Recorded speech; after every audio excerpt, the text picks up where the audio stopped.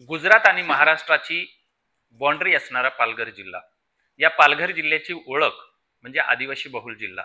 जिथं निरक्षरतेचं प्रमाण जास्त आहे आणि याच निरक्षरतेतून अनेक गुन्हे सुद्धा घडत असतात. असाच जो गुन्हा होता तो म्हणजे पालघर जिल्ह्यातल्या गडचिंचले या ठिकाणचं साधू हत्याकांड. आणि या साधू हत्याकांडानं संपूर्ण देश हादरला होता. मात्र याच पालघर जिल्ह्याने आता एक आपली स्वतंत्र ओळख तयार केलेली आहे. ती ओळख म्हणजे मुख्यमंत्र्याच्या 7 कलमी कार्यक्रमाअंतर्गत पालघर पोलिसांनी राज्यामध्ये प्रथम क्रमांक पटकावलेला आहे. माझ्यासोबत आता पालघरचे पोलीस अधीक्षक बाळासाहेब पाटील आहेत. सर, काय सांगणार? आपण कुठेतरी या पालघर जिल्ह्याची जी ओळख आहे ही आज राज्यामध्ये घेऊन गेलात आणि प्रथम क्रमांक या ठिकाणी पटकावलाय, त्याबद्दल पहिल्या प्रथम आपलं अभिनंदन. आणि या सर्व कार्यक्रम काय होता आणि कशा पद्धतीचं हे प्रमाणपत्र होतं? धन्यवाद. माननीय मुख्यमंत्री महोदयांच्या 100 दिवसाच्या कार्यक्रमाअंतर्गत 7 कलमी कार्यक्रम सर्व विभागांना देण्यात आलेला होता. याच्यामध्ये मुख्य उद्देश हा होता की प्रशासकीय विभाग याच्यामध्ये गतिमानता वाढली पाहिजे आणि सर्वसामान्य लोकांचे प्रश्न सुटले पाहिजेत. याच्यामध्ये दैनंदिन येणारा प्रत्येक व्यक्ती याला प्रशासनाचे सुकर अनुभव कसे येतील आणि त्याच्यामध्ये त्याचं काम लवकर कसं होईल या दृष्टिकोनातून कोणकोणती उपाययोजना केलेल्या आहेत याच्या बाबतीमध्ये या 7 कलमी कार्यक्रमात भर देण्यात आलेला होता. त्याच्यामध्ये विविध विषय होते. त्यामध्ये वेबसाईट अपडेशन पासून ते तुम्ही इंडस्ट्रीच्या लोकांना सहजपणे तुमच्यापर्यंत पोहोचण्यासाठी कोणते अत्याधुनिक यंत्रणा वापरलेली आहेत या संदर्भातली माहिती होती. त्याचप्रमाणे प्रत्येक जिल्हानिहाय तुम्ही कोणती अशी नवीन योजना घेऊन येत आहात की जे तुमच्या जिल्ह्यातले प्रश्न सोडवण्यासाठी सोयीस्कर असेल, असे सर्व उपक्रम त्याच्यामध्ये होते. स्वच्छ टॉयलेट्स, बसण्याची व्यवस्था, येणाऱ्या लोकांना बसण्याची व्यवस्था, त्यांना त्या ठिकाणी सुखद अनुभव यावा या दृष्टिकोनातून सर्व प्रयत्न या योजनेमध्ये करण्यात आलेले होते. सर, हा जिल्हा जो आहे, कारण जिल्हा हा आदिवासी बहुल जिल्हा आहे, निरक्षरतेचं प्रमाण जास्त आहे, या ठिकाणी बेरोजगारी मोठ्या प्रमाणामध्ये आहे, पोलिसांचा आणि या लोकांचा संपर्क हा फार कमी येतो, कारण इथं कामगार वर्ग जास्त आहे. मग ही कनेक्टिव्हिटी आपण कशा पद्धतीने साधलेली आहे? जिल्ह्यामध्ये 77% आदिवासी लोकसंख्या आहे आणि जिल्ह्यामध्ये बोईसर, वाडा, पालघर या ठिकाणी साधारणतः 2500 ऍक्टिव्ह इंडस्ट्रीज आहेत. साधारणतः 2.5 लाख कर्मचारी लेबर या ठिकाणी वेगवेगळ्या राज्यातून आणि आपल्या राज्यातून या ठिकाणी बाहेरून येऊन काम करत आहेत. या सगळ्यांच्या बाबतीमध्ये सध्याची परिस्थितीमध्ये जे पैसे आहेत ते ऑनलाईन ट्रान्झॅक्शन मोठ्या प्रमाणात होत आहे.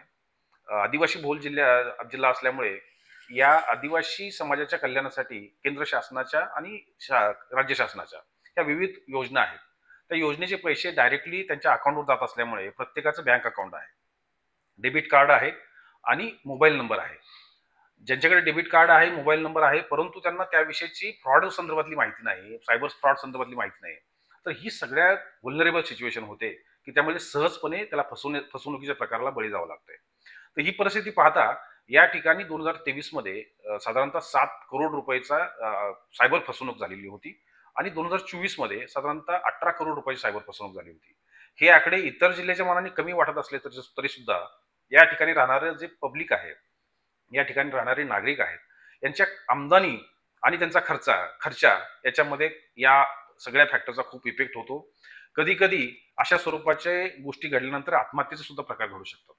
तर या गोष्टीचं गांभीर्य लक्षात घेऊन आणि भविष्यातली वाढ लक्षात घेऊन त्यांना अवेअर करणं अत्यंत आवश्यक होतं. म्हणून सायबर सुरक्षित पालघर ही मोहीम सुरू करण्यात आलेली आहे आणि ह्या मोहिमेच्या अंतर्गत आम्ही प्रत्येक गावामध्ये जाऊन त्यांना एक 35 मिनिटाची एक क्लिप तयार करण्यात आलेली आहे.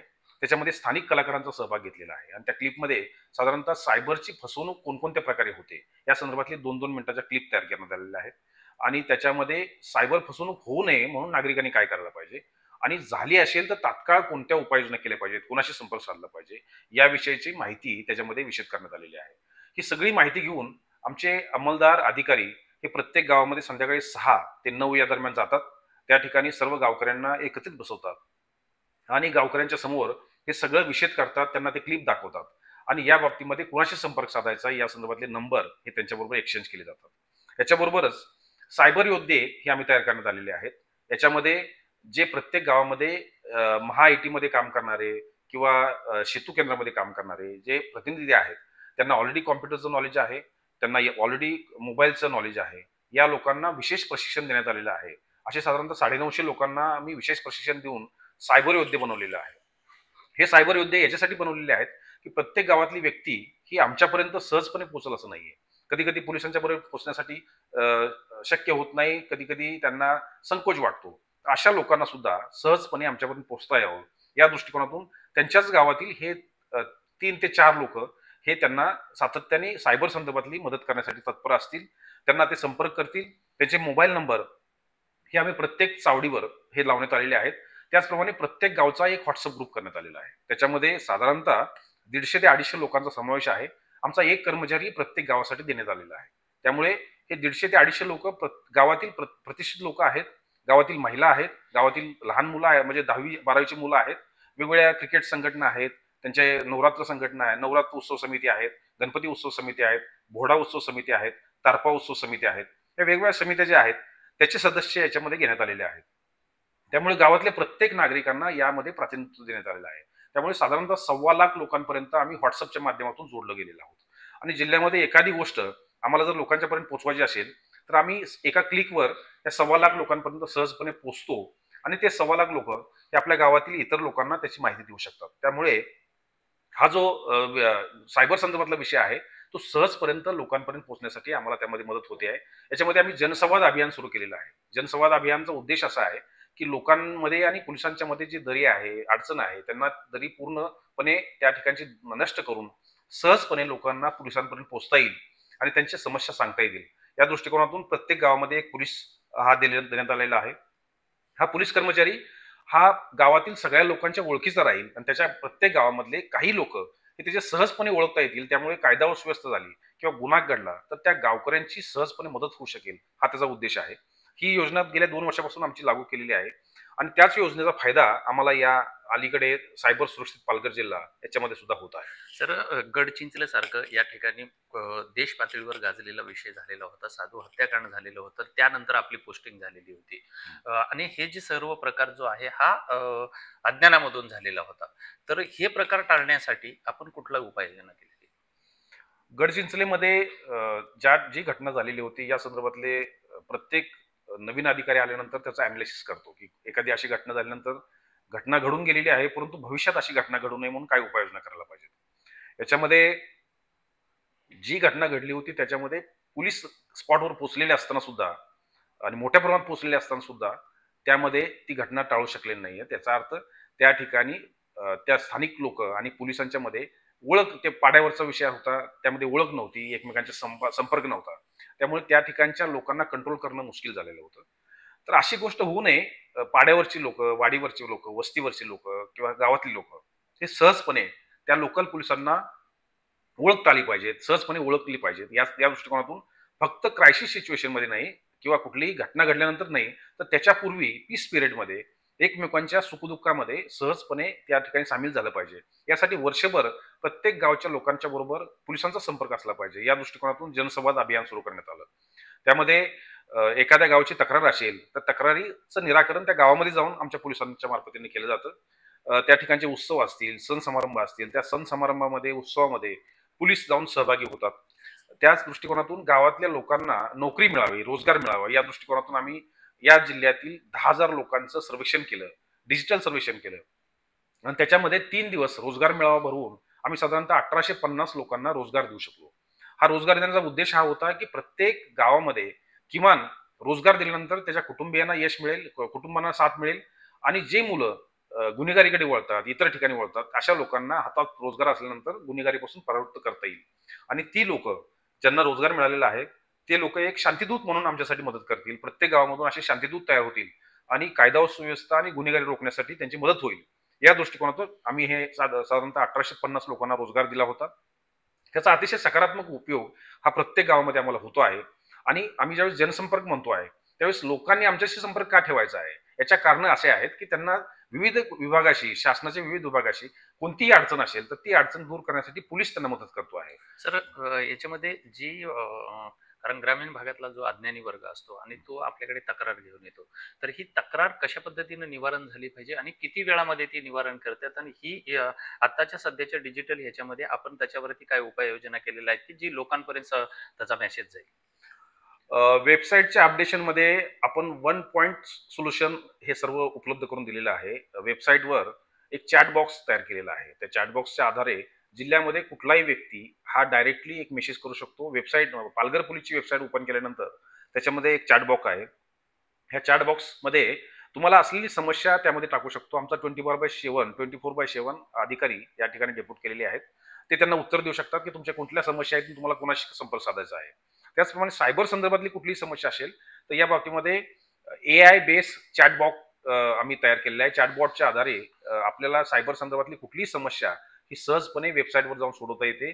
त्याचप्रमाणे अवेअरनेसचे जे कॅम्पेन आहेत ते सुद्धा त्या चॅटबॉक्सच्या माध्यमातून आपल्याला करता येऊ शकतं. जे इंडस्ट्रीयल ग्रीव्हान्स सेल आहे, इंडस्ट्रीयल ग्रीव्हान्स टॅब दिलेला आहे, त्याच्यामध्ये इंडस्ट्रीच्या लोकांना सहजपणे डायरेक्टली वेबसाईटच्या माध्यमातून SP पर्यंत पोहोचता येतं.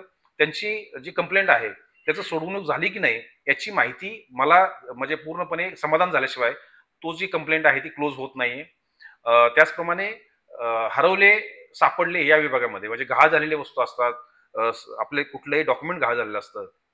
अशा वेळेस नवीन डॉक्युमेंट काढण्यासाठी पोलीस स्टेशनला चक्रा माराव्या लागतात. ते होऊ नयेत यासाठी आपल्याला वेबसाईटवरच एक लॉस्ट अँड फाउंड हा टॅब दिलेला आहे. त्याच्या आधारे आपण आपली गहाळ झालेल्या वस्तू संदर्भातला एक फॉर्म भरल्यानंतर त्यामध्ये ई सर्टिफिकेट जनरेट होतं. त्यामुळे त्याला परत इकडे पोलीस स्टेशनला यायची आवश्यकता नाही लागत. त्याचप्रमाणे जे रेंटवर राहतात लोक, त्या लोकांचं रजिस्ट्रेशन सुद्धा आपल्याला ऑनलाईन आपल्या वेबसाईटवर करता येऊ शकतं. त्याचं सुद्धा ई सर्टिफिकेट जनरेट होतं. त्यामुळे त्याच्यासाठी तर त्यांना सेपरेट या ठिकाणी यायची आवश्यकता लागत आहे. हा सगळा विषय जो आहे तो सहजपणे लोकांना घर बसल्या पोलिसांच्या संदर्भातली कामं ही आपल्याला करून घेता येतील या दृष्टिकोनातून देण्यात आलेला आहे. त्याचप्रमाणे जे अर्ज आपल्याकडे येत आहेत ते अर्ज 14 दिवसाच्या आत त्याचं निराकरण करण्यासाठी लोकशाही दिन आणि तक्रार निवारण दिवस प्रत्येक शनिवारी सकाळी 11 वाजता तक्रार निवारण दिन आम्ही सुरू करतो. त्याच्यामध्ये येणाऱ्या लोकांच्या तक्रारीचं निराकरण हे त्याच आठवड्यामध्ये केलं जातं. जे तक्रारदार हे बाहेरगावी असतील किंवा ते येऊ शकणार नाहीत किंवा गैरअर्जदार बाहेर असतील ते येऊ शकणार नाहीत, अशा लोकांना इथं यायची आवश्यकता नाहीये. त्यांना आम्ही व्हिडिओ कॉन्फरन्सच्या माध्यमातून त्यांचे जे म्हणणं आहे ते आम्ही घेऊ शकतो आणि त्यांचे डॉक्युमेंट सुद्धा ईमेलच्या माध्यमातून आम्ही मागवून घेऊ शकतो. अशा प्रकारचे ज्यांच्या तक्रारी आहेत त्या तक्रारी तात्काळ निवारण करून ते जे गुन्हे झाले असतील त्याचे गुन्हे दाखल करणे, जे NC असतील NC दाखल करणे किंवा जर सिव्हिल मॅटर असतील तसं त्यांना कळवणे, हे सगळे प्रकार हे या डिजिटल माध्यमातून आम्ही करत आहोत. सर, पालघर जिल्हा हा आता जवळपास देशाच्या नकाशावरती आलेला आहे. कारण वाढवण बंदर आपल्याकडे होतंय, काही दिवसामध्ये प्रस्तावित आंतरराष्ट्रीय विमानतळ सुद्धा आपल्या जिल्ह्यामध्ये होतंय. अशा या सगळ्या जिल्ह्याचा कारभार आपण सांभाळत असताना आणि या जिल्ह्याला प्रथम क्रमांक आपण मिळवलेला असताना पुढची दिशा कशी असणार आहे आणि या ठिकाणच्या लोकांना आपण काय आव्हान करणार आहे? कोणतेही राष्ट्रीय महत्वाचे प्रोजेक्ट्स हे स्थानिक नागरिकांना विश्वासात घेतल्याशिवाय पुढे जात नाहीयेत. गेल्या 25 वर्षापासून वाढवण बंदराचा विषय हा या ठिकाणी सुरू होता. 2.5 वर्षामध्ये त्याला मोठ्या प्रमाणात गती आली. माननीय पंतप्रधान महोदयांनी त्याचं उद्घाटन केलेलं आहे. स्थानिक नागरिकांना त्यांच्या ज्या समस्या आहेत त्या समस्या सोडवण्यासाठी माननीय मुख्यमंत्री महोदय, माननीय उपमुख्यमंत्री महोदय यांनी वारंवार बैठका घेऊन त्यांचे शंकाचं निरसन केलेलं आहे. याच्यामध्ये कुठल्याही स्वरूपाचे गुन्हे दाखल न करता, कुठल्याही दमनशाही न करता स्थानिक नागरिकांना पूर्णपणे विश्वासात घेऊन आपण हा प्रोजेक्ट प्रशासनाने आतापर्यंत वेगवेगळ्या माध्यमातून पुढे नेलेला आहे. याच्यामध्ये सर्व प्रोजेक्ट बुलेट ट्रेन असतील किंवा एक्सप्रेस वे असेल किंवा वाढवण पोर्ट असेल, हे सर्व प्रोजेक्ट हे लोकांना विश्वासात घेऊन पुढे जात आहेत. आणि मला खात्री आहे की जोपर्यंत नागरिकांना आपण सहभागी करून घेत नाही तोपर्यंत कुठलेही प्रोजेक्ट हे यशस्वीपणे आणि शांततामय मार्गाने पुढे जाणार नाहीत. भविष्य या जिल्ह्याचं खूप उज्ज्वल आहे कारण मोठे प्रोजेक्ट्स या ठिकाणी येत आहेत आणि नागरिकांचा अतिशय सकारात्मक प्रतिसाद या सर्व गोष्टीला आहे. आणि पोलीस आणि नागरिक याच्यामध्ये कुठली दरी निर्माण होऊ नये आणि याच्यामध्ये कॉन्फ्लिक्ट निर्माण होऊ नये यासाठी पोलीस सातत्याने कार्य करत आहे. ते होते पालघर जिल्ह्याचे पोलीस अधीक्षक बाळासाहेब पाटील. आणि निश्चितच पालघर जिल्ह्याची एक आता वेगळी ओळख तयार झालेली आहे. पालघर जिल्ह्यानं महाराष्ट्रामध्ये एक चांगली कामगिरी, 7 कलमी जे कार्यक्रम आहेत त्यामध्ये प्रथम क्रमांक पटकावलेला आहे. पालघर जिल्हा हा देशाच्या नकाशावरती वाढवण बंदर आणि आंतरराष्ट्रीय विमानतळाने आता आलेला आहे. कामं जोरात सुरू आहेत आणि नागरिक आणि पोलीस यांच्यामध्ये एक समन्वय असावा आणि याच दिशेनं पुढचे सुद्धा पोलिसांचे पावलं असणार आहेत. अशी रास्त भूमिका ही बाळासाहेब पाटील यांनी व्यक्त केलेली आहे. त्यामुळे निश्चितच पालघर जिल्ह्याला एक उज्ज्वल असं भविष्य आहे. या नागरिकांनी सुद्धा या उज्ज्वल भविष्यामध्ये आपण सहभागी व्हावं असं आव्हान सुद्धा करण्यात येत आहे. विजय गायकवाड, TV9 मराठी, पालघर.